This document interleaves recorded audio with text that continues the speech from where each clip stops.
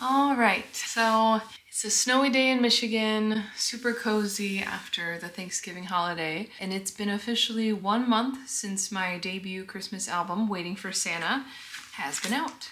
Here it is. Super proud of it. A whole month of reflecting and thinking about all of the things that I've done, and I thought I'd make this video to go over pretty much everything that I did to independently release and execute my vision, obviously with the help of so many people. And that's kind of what I'll get to, that when you're independent, you're still collaborating. It's just you running the ship and doing everything to make it happen.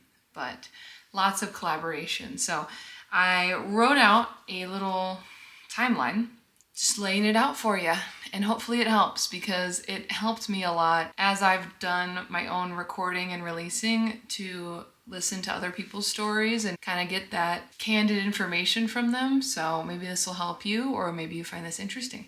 So I divided it into 3 sections. The first section is before recording. The second section is after recording, before I had the finished product, and then even after I had the finished product. The first section, I will preface and say I've released music before. I have done it independently. I made them both into CDs. So I have a lot of experience with trial and error. Honestly, I think biggest advice about that is, if you want to do it yourself, then start small. Every investment that I made, every risk that I made, I was happy to do it thinking, if no one buys any of these, will I still be happy that I tried? Every time it was a yes, because it was money that I was willing to spend, willing to lose hypothetically, and then also a smaller scale project, so it didn't feel like I was putting all of my eggs in one basket.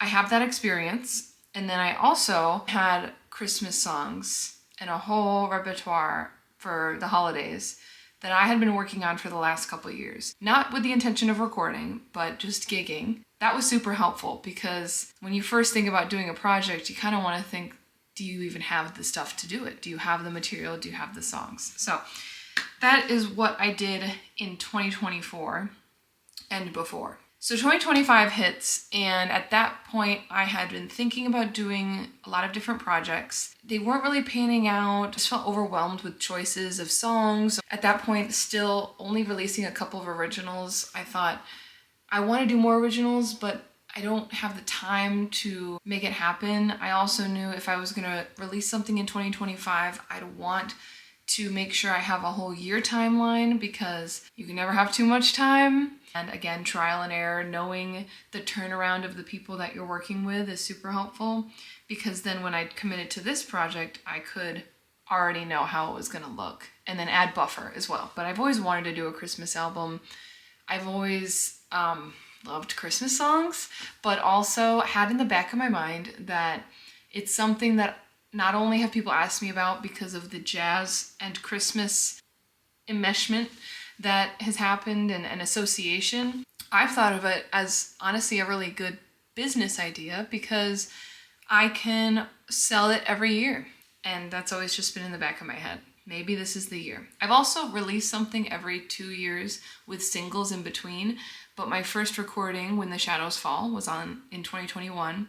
Then 2 years later in 2023, I released the album, Don't Be Mad at Me. And then 2 years later, I was like, let's make this happen. Let's do something. And every time it's been bigger and bigger. So thought, this is the time, Christmas album, here we go. So I mentioned I already had all the music that I have. I also had arrangements. That was really important too. So if I wanted to, I could have chosen 12 songs. They could have all been covers, and it would have been great. It would be well received and all of that. But I thought it would be really cool to take this opportunity to try to write more music, especially because I've noticed that I do better with a project or with a prompt. If I have one particular song idea that I have to make, then I can work well within that, because it's not, I don't know, it just doesn't feel like I'm starting from scratch. And Christmas songs, I thought, were very approachable. A lot of the ones that we love are super simple, and there's a lot of different angles that you can take. So that was always the mission. However, in January 2025, I did not have any original Christmas songs. So I was kind of starting from scratch. However, I know a lot of really great writers and musicians, and so this is when it comes into play that I'm releasing independently, but it's still a collaboration. So I called on a couple people to help me by co-writing some songs. That got some gears turning. I also was able to get out some ideas of my own. So I don't remember the order, but the original's on the record. Santa, Did You Get My Letter? I wrote. I started that with the idea of a question song. I also got the ball rolling with writing a song with singer Ellie Martin, which was fun. We did it a little bit more back and forth, back and forth. I met up with her in person a little bit, and then we ended up finishing what turned into Winter's Song. With Ruben Stump, we wrote Holiday Traditions, the idea of writing a song about being a musician. On that one took a little bit of time. I remember we got together once and wrote a lot of it as a draft, and then we went back and forth with some changes. But honestly, I think we kept a lot of the same stuff. With Mike Harrison, we wrote Hermes Blues, which was an idea that I was going to tackle on myself. But again, you gotta call on the people who are better than you. Mike is an amazing musician in so many ways and styles, but especially loves the blues. And so we wrote the song about Hermie the elf from Rudolph. And that really ties in a lot because some of the covers that I already loved come from those old movies. Silver and Gold was always a song that I did. Then I thought, what about other songs from Rudolph? So Clarice sings There's Always Tomorrow. I thought, why not do it in 4? And you can check that out to hear how swinging it sounds. And then Mike was so generous and wrote Mrs. Mistletoe and just said, here you go. And I'll talk about how licensing played into that later. Then you have the material. That was January through March of 2025. Song brainstorming, composing, deciding which covers were going to be on the album. And at that point we had 12. I knew I wanted to do Believe from the Polar Express as a neo-soul song, so I also teamed up with Matt and then brought on him at a different studio, so I'll talk about that as well. I also had always done my Christmas lyrics to Shiny Stockings, so that was easy. Silver Bells as well was always in my set. Oh yeah, Put One Foot in Front of the Other from Santa Claus is Coming to Town was also an idea that I wanted to do it a fun way, and then Matt had the idea to put it in that calypso beat from St. Thomas recording. Am I missing anything? So Waiting Up for Santa was written later. My Family's Tree Topper is, I think, the last one that I wrote. That is, fun fact, that's the picture that you see. That is the tree topper. Okay, so that was January through March. Also some arrangements had to be written, but a lot of it was decided during our one rehearsal and then also during the recording process. So then you have to figure out, where are you going to record? I wanted to find a place that I could record everything in one room and that it would feel really intimate and warm, just like a live gig. I was recommended Willis Sound in Willis, Michigan. On April 4th, we did a studio tour, and then I loved it. And so we booked it for April 28th and 29th. In between then, I did some sort of rehearsal with everyone. We went over almost everything, and like I said, some things had to be worked out in the studio, but that was when Mike added the shout in Shiny Christmas Stockings, and just working out who was gonna solo. Was there gonna be a little thing like Silver and Gold, working on that moment where everything kind of stops and I go back and forth a little bit with Ruben. And yeah. Also, I wrote out all of these charts, so if you have that ability, it is super helpful to have most things written out for a recording session because time is money. I also booked Black Sheep Studios in Novi for Believe with Matt and Rufus Ferguson and Brandon Williams. And that was great because that's just one song, April 16th, just in and out, and it sounded great and it was awesome. I think we did 4 takes and changed some things each time. That was one where I was in the booth. That vibe of it being a little bit more produced, I do think was the right way to go with that kind of style. Then on April 25th, Matt actually took film photos, which is what you see here. And any of the photos, this is on my parents' stairs, and this is my dog. I've had him since I was in 8th grade, and he's 14 years old. His name is Murphy, so this is super special. He took film photos, and I used the dress that I wore last year for one of my bigger Christmas shows with the Ann Arbor Symphony, so I knew the dress was a win. And you'll notice that a lot of these choices are, how can I guarantee that I have a really good idea of what's going to happen? So with all of that, that was super easy. It just felt really homey to me because it's an authentic depiction instead of just grabbing stuff from whatever home goods store that doesn't really match an aesthetic or anything like that. So kind of going with what I know for that. And that was April. And then we recorded at Willis, 28th and 29th. That means that I attempted to record 12 songs in 2 days. I did try to do that and it didn't happen. And so there was a lot of planning of, I knew I wanted to press this to vinyl. There's only a certain amount of time that you want to optimize for each side. I wanted the songs to flow, and I don't have it going to a click track or anything like that to know exactly how much time a song is going to take up. So as we recorded and had the takes that we wanted to use, I was writing down, changing the math. Okay, so if this song is now 3 minutes, then that means that I might want to change the order or where the side is going to split. And then there was also a lot of insight from Dave Roof, who was the recording engineer.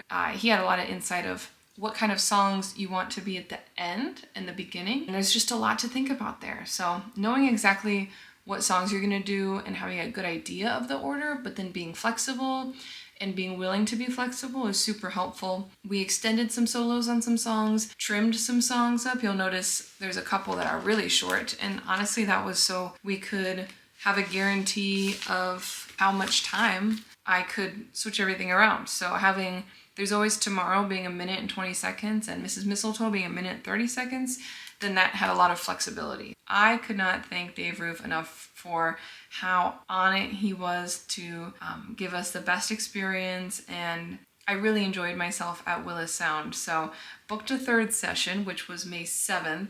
I was able to get all my recording in before I went on this long trip singing in South Korea, where I wanted to feel like I had the music done and it was sent off to be mixed and then mastered. It's kind of important to know how your relationship is with those engineers, so then you know exactly what kind of timeline they're working on, and then you can feel good about all of that, because that could be the thing that really changes the timing of everything. So then May was basically me waiting. Matt was mixing and then sent it off to Dave, who mastered it. During May then, I was able to really think about how I wanted to, what the design might look like, which pictures, go through all of the pictures, think about what's next, do some of the annoying things. Like I started to organize on a Google Doc of all of the lyrics to every song, that way, because I got some rough mixes, so then there's a lot of moments where you might be asked to insert the lyrics, or just people might want them, or this and that, and so I have a document that has all that just so I can just copy paste. I also include all of the details, so you have to make sure that you include everything that you want the graphic designer to put on the CD and all of the credits. Super helpful to have that too, because to rewrite all that every time is annoying, so copy paste. And then I also kept a log of my spending.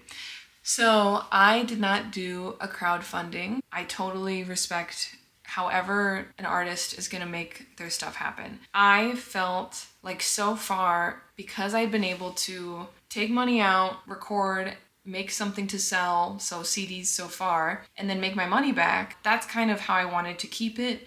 I think it creates this illusion of officialness, and I think if I would rather have someone paying me money beforehand, or taking the money out, spending it on it, and then making sure that I price everything to make me money for later, then I would rather do that. So that's just what's worked for me. Oh yeah, and then in May, I also reached out to Jeff Pedras, who wrote the liner notes. So then I had the rough mixes I could send to him and get him starting to listen to it. And by June, I got the masters, and then I also had reached out to, actually I posted on Threads looking for Detroit-based graphic designers, and I specifically wrote that has a cute aesthetic. That's how I found my graphic designer for this project. So I found Sarah Leonard. They did an amazing job, and I met with Sarah July 4th. So I had my basic idea mapped out on Canva. I knew that I wanted this specific thing with the red stripes and the cream color and the green and then my name and this picture, but everything else was kind of more of a, here's a general idea of this, and they made design for the inserts and also everything with the record.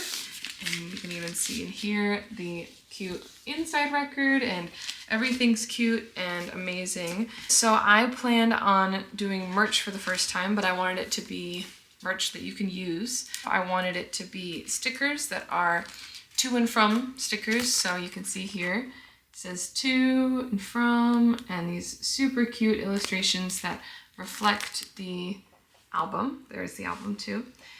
And then they're corresponding Christmas cards. Each design belongs to a Christmas card. And then I made these papers because I needed a way to package it. I used Sticker Ninja and Zazzle for the cards. Then I had to buy these plastic thingies, which conveniently fit both of these. So then spent one night, I forget when, everything arrived by September for this, for the merch. So then I packed everything up and got inventory of all that. On July 16th, I ordered the CDs and then started the vinyl production. I also had to make sure that I had mechanical licensing, which was through the Harry Fox agency. All of the computer stuff I did as well during this time, registering all the originals in BMI, making sure I had all the ducks in the row in that way. This is also, I mentioned that put a pin in Mrs. Mistletoe. So Mike was super generous to say, here you go, but then we had to make sure that I still had the rights to record it. Mike registered it to BMI, then I got the mechanical licensing from the Harry Fox agency, but at that point, Mrs. Mistletoe is not in their system, so then we just copied the general, like the gist of the document that says that I have the rights. It was kind of funny because then I submitted everything to Atomic Disc, which is what I used for my CDs and vinyl. It's what I've used in the past. I really like them. There's no reason that I would switch except for trying to find somewhere local to press everything, but I really like them and I've had really good experiences. I submitted everything to Atomic Disc and said, here's my licenses, and they said, great. Turns out you can just kind of do that yourself. I paid for that, so add that to the list of things to pay for. And then I also reached out for radio PR, so I went with Lisa Reedy, who I've went with before. So I ordered 500 CDs, 250 went to her, 250 go to me. Then I also got the 250 pack of the vinyl. That took longer because you have to get test presses, which arrived August 12th. The CDs arrived August 13th, but then the album didn't arrive until September 30th, which was actually earlier than they said. I was really cutting it close because if I'm going for a November 1st release date, then I want to make sure I have everything at least a month in advance, because you just don't know, and getting pictures of everything and getting everything sorted out and knowing exactly what it looks like. It's just, I had to go step by step, but waiting was a little bit torturous. At that point, then I could have all of my stuff and reach out to people that I knew might want to do an interview. I also started setting up Christmas gigs at this point because I knew I was going to be able to release my Christmas album on time, guaranteed. I chose November 1st because I personally don't like it when I'm even prompted Christmassy stuff before Halloween. However, I will say I do regret not doing it on the Friday and not doing at least one single first, because there are some things with releasing on streaming that make it a little bit easier, but what are you gonna do? I'm still happy with November 1st release. Then I took pictures of everything, so I set everything all pretty up and got some good lighting and took pictures, and I put everything on Bandcamp, so that's what I use to sell, which then is helpful to have all the information. You just copy paste the lyrics because they like to have the lyrics in there too for digital purchases. I also bought the packaging for the CDs, bought the packaging for the vinyl, made sure that I knew how to do all that. I ship everything media mail, which if you're in the US, super helpful. And then I took a deep breath. And yeah, I'm sure I left out some things because in between all of these big things to do was just thinking about everything that could happen, that I could want to be able to have. Yeah, it's a lot, but it's totally doable. It's just trial and error, just like anything else. But I'm super excited to see what's to come with this album. If you want to buy a vinyl or a CD or 5-pack of greeting cards or stickers, then you can head to Bandcamp, or you can come to one of my shows because I will have everything for sale until it runs out. You know what? I forgot one more piece of advice. I think that it's really hard for artists and musicians especially to feel good about talking about themselves a lot. And I've learned that there's an art to it. There's like a dance where you want to see if someone might actually be interested or receptive to it. But if they are, then tell them about your project. And I've practiced that a lot this year, even in the last couple days, just telling everyone that might be interested, letting them know about the album, that it's out. And if they just say like, cool, then, and maybe don't seem as interested, then I don't persist. But if they seem interested, then I am ready to go with telling them all about it super enthusiastically because I care. You know, it's almost like I want it to do well. And with that, you know, making content, reaching out to people, thanking them for playing my music, either on the different stations that's starting to happen, sending a thank you note with every purchase, and just making it as connective as possible. Comment if you have any other questions. I'm happy to answer them, and good luck with your music.